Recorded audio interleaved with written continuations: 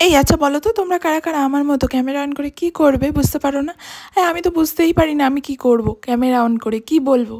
তো তাই একটু ঢং করে নিই আর কি। তো আজ একটু বারুইপুরে একটা কাজ থাকায় তো আমি তো আজই রেডি হয়ে অপেক্ষা করছিলাম আমার পার্সোনাল র্যাপিডোর। তারপর সে চলেও আসে আর আমরা বেরিয়ে পড়ি। আর জানো তো, কোথাও যাচ্ছি আর আমাদের মুখ বন্ধ, ইয়ে তো নামুমকিনই হ্যাঁ।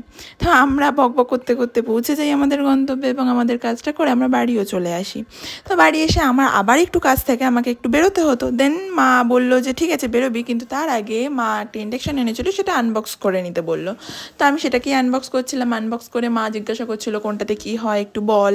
তো মাকেই দেখাচ্ছিলাম যে এই দেখো এটাতে এই হয় ওটাতে ওই হয়, মাকে এটাই বলছিলাম।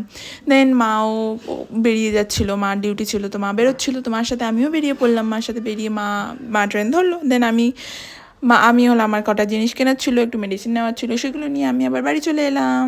তো চলো আজকের মতো ভিডিওটা এই পর্যন্ত, টাটা।